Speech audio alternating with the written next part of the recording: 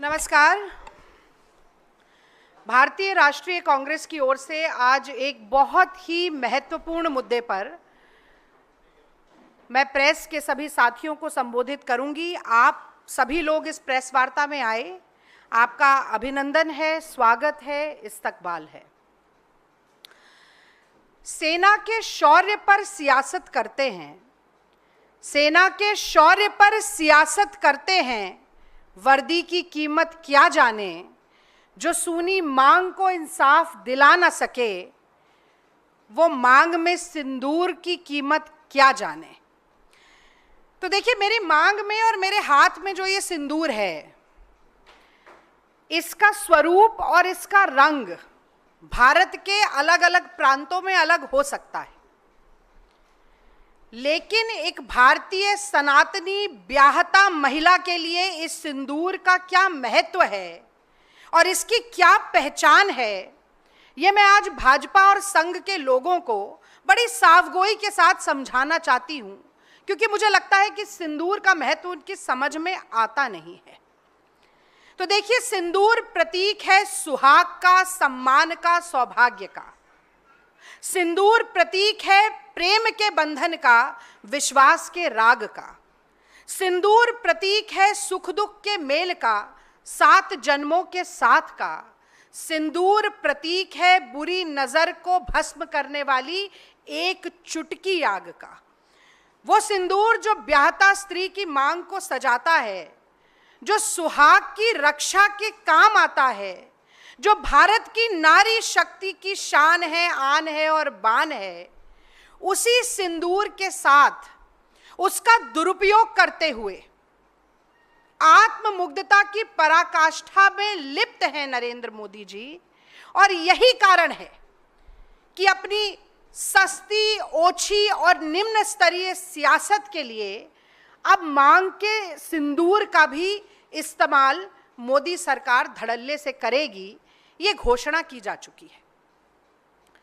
मैं समझती हूं कि बहुत शर्म की बात है कि अपनी राजनीतिक विफलता को, अपनी कूटनीतिक विफलता को, अपनी सामयिक विफलता को छिपाने के लिए अब मोदी सरकार मांग के सिंदूर को ढाल बनाना चाहती है। और मैं जानना चाहती हूं कि सेना के पराक्रम का श्रेय, सेना की बहादुरी का श्रेय, सेना की वीरता का श्रेय बटोरने के लिए आखिरकार मोदी सरकार किस हद तक नीचे गिरेगी। ये विजुअल्स आप चलाइएगा जरा। देखिए, ट्रेन की टिकट पर ऑपरेशन सिंदूर के साथ मोदी जी की फोटो, तमाम बड़े बड़े होर्डिंग में, पोस्टर में, बैनर पे, हर पेट्रोल पंप पे, देश के हर प्रांत, हर जिले, हर नुक्कड़, हर गली, हर मोहल्ले में ऐसे बड़े बड़े होर्डिंग लगाकर ऑपरेशन सिंदूर के साथ अपनी फोटो चिपकाने से शायद मोदी जी का मन नहीं भरा। किसी बटालियन पर, किसी भारत की सीमा पर खड़े होकर भारत की रक्षा के लिए वर्दी नहीं पहनी मोदी जी ने। सिर्फ फोटो ऑप के लिए सेना की वर्दी के साथ स्वांग रचने, नाटक और नौटंकी करने से नरेंद्र मोदी जी का जी नहीं भरा। और ऐसा मैं इसलिए कह रही हूं कि ये जो होर्डिंग आपको दिख रहा है अभी, इसमें विंग कमांडर व्योमिका सिंह की फोटो नहीं है, इसमें कर्नल सोफिया कुरैशी की भी तस्वीर नहीं है, इसमें हमारी जल, थल, वायु सेना के चीफ की भी फोटो नहीं है, केवल नरेंद्र मोदी जी की फोटो है। तो ये सब करके मोदी जी का जी नहीं भरा कि अब वो कह रहे हैं कि मैं घर घर जाकर सिंदूर वितरण कार्यक्रम करने वाला हूं। और तो और, जब ऐसे निकलते हैं मोदी जी, अभी गुजरात में निकले, बोले पुष्प वर्षा करिए मेरे ऊपर। जब निकल रहे हैं हाथ हिलाते हुए श्रेय बटोरने के लिए, कोई सेना का जवान उनके साथ नहीं खड़ा है जिसके लिए तालियां बज रही हो। जो नाम मैंने लिए उनमें से एक व्यक्ति उनके साथ नहीं खड़ा है जिसके लिए पुष्प वर्षा हो रही हो। बल्कि गुजरात में स्थानीय जिले का कलेक्टर जाता है, बात करता है सोफिया कुरैशी के परिवार से और उस जाबाज बेटी के परिवार को कहता है कि आप भी खड़े हो जाइए लाइन में और मोदी जी के ऊपर पुष्प वर्षा कीजिए। पुष्प वर्षा। इससे ज्यादा शर्मसार होने की बात कोई नहीं हो सकती। और सियासत किस तरह की है कि सिंदूर बटेगा और किस दिन से शुरू होगा? कोई एयरफोर्स डे से शुरू नहीं कर रहे हैं, या मानेकशॉ जी का इतना नाम आजकल याद आ रहा है भारतीय जनता पार्टी को, उनके जन्म दिवस से शुरू नहीं कर रहे हैं। शुरू करेंगे 9 जून से, जिस दिन नरेंद्र मोदी जी ने तीसरी बार प्रधानमंत्री पद की शपथ ली थी। इससे ज्यादा सिंदूर की ऊपर राजनीति का घटिया और बेहुदा उदाहरण आपको नहीं मिल सकता। लेकिन मैं कहती हूं कि मोदी जी, फिर भी अगर आप सिंदूर बांटना चाहते हैं जाके घर घर, तो मेरे 3 सवाल हैं जिनका जवाब आपको, भारतीय जनता पार्टी और संघ के कार्यकर्ताओं और नेताओं को, इस देश की महिलाओं को, बेटियों को जरूर देना चाहिए।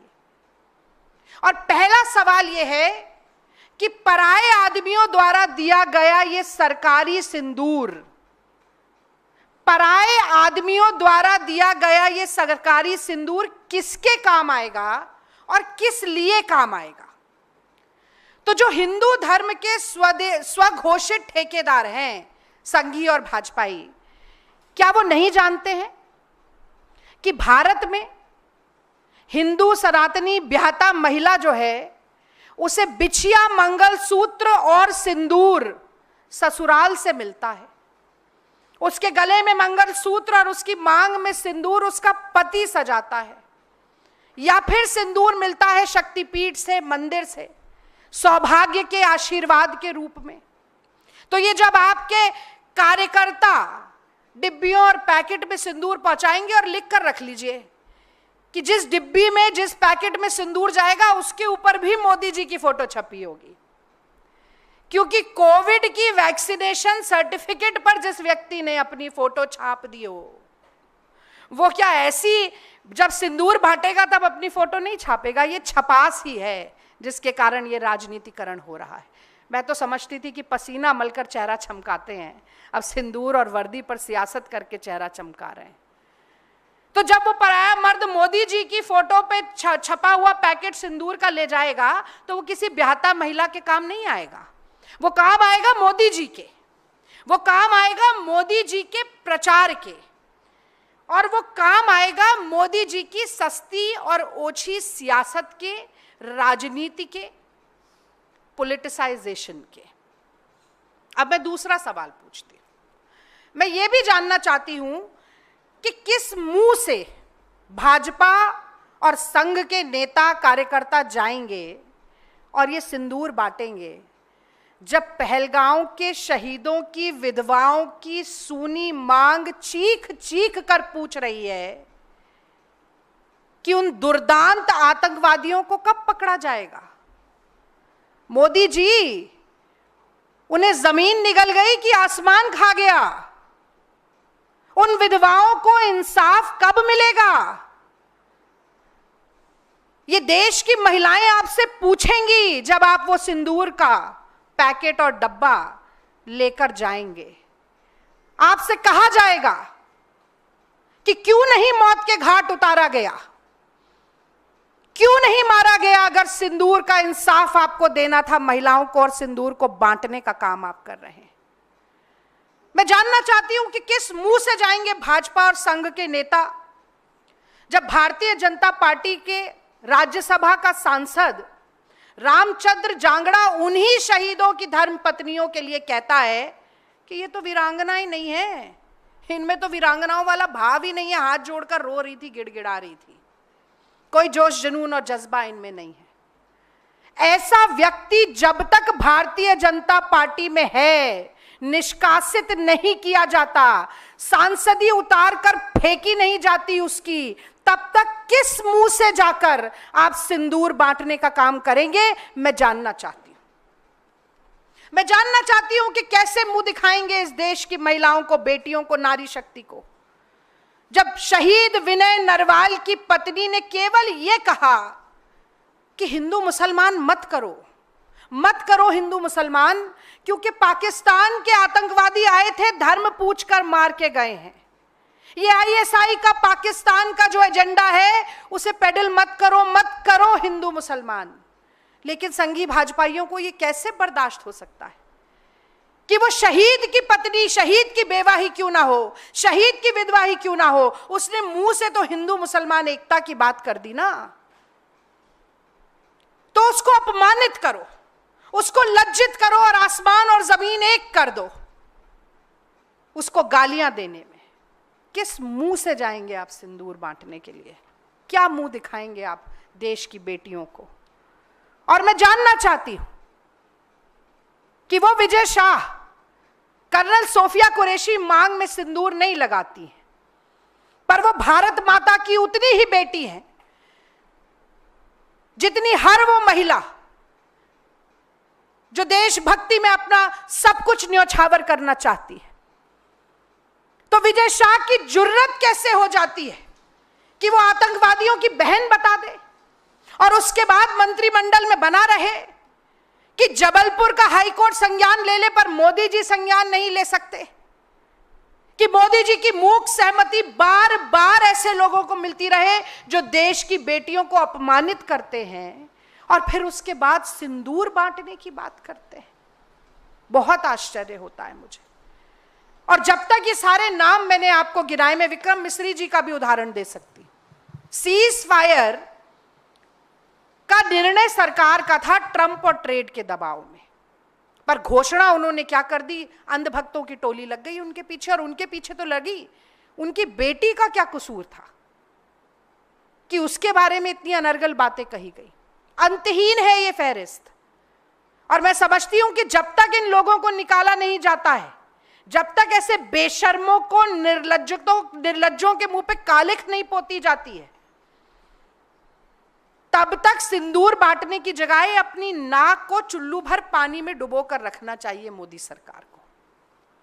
और तीसरा सवाल मैं पूछना चाहती हूं, जो ऑपरेशन सिंदूर से थोड़ा इतर है, क्योंकि मुझे लगता है कि ऑपरेशन सिंदूर की सफलता का गुणगान पूरा देश कर रहा है, देश का हर नागरिक कर रहा है।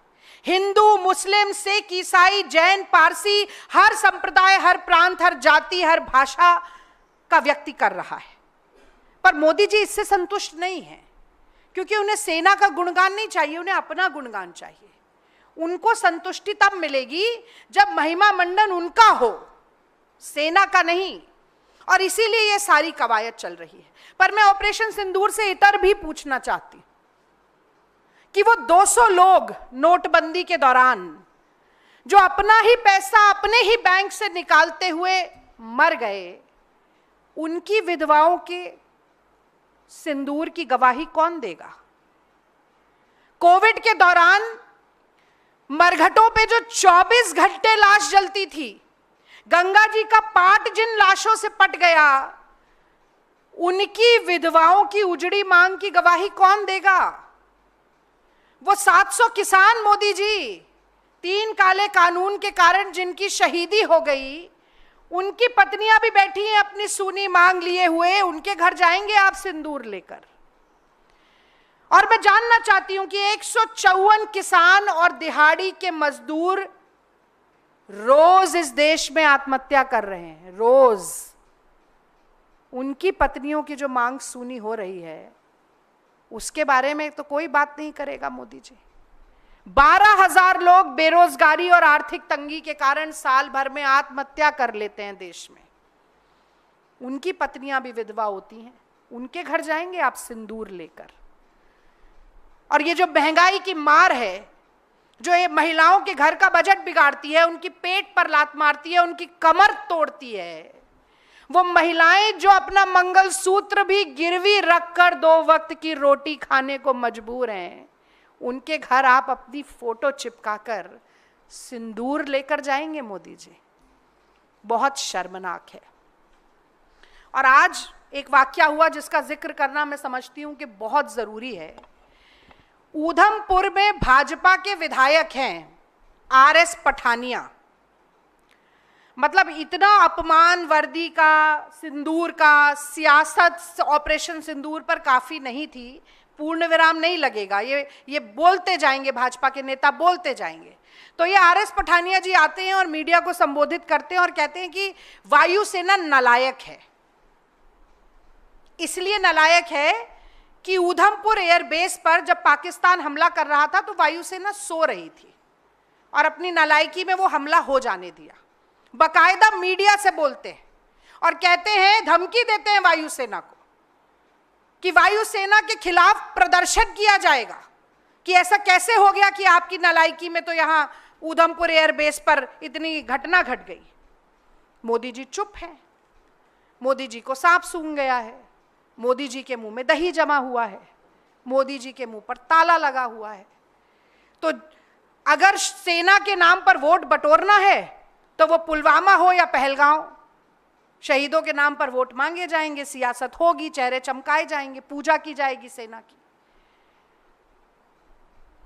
और जब नहीं जरूरत है तो ठेंगे पे रखा जाएगा, अपमान किया जाएगा। और वो देवड़ा जी को नहीं भूल सकते, उन्होंने तो कह दिया पूरा देश, पूरी सेना मोदी जी के चरणों में नतमस्तक है।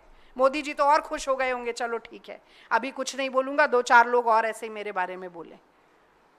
बहुत गंभीर मुद्दा है ये, और इसीलिए मीडिया के साथी तो दिखाएंगे ही, मैं मुखातिब होना चाहती हूं इस देश की महिलाओं से, अपनी बहनों से, माओं से, नारी शक्ति से। और मैं कहना चाहती हूं कि भारतीय जनता पार्टी और संघ के कार्यकर्ता, मोदी जी के नुमाइंदे जब आपके घर में आए वो मोदी जी की फोटो लगा हुआ सिंदूर देने के लिए, तो आप जरूर पूछिएगा उनसे कि किसकी चूक के कारण पहलगांव में इतनी महिलाओं की मांग सूनी हुई, कौन व्यक्ति है वो, उसका नाम उजागर क्यों नहीं हुआ, उसका इस्तीफा अभी तक क्यों नहीं लिया गया, पहले ये बताइए मोदी जी।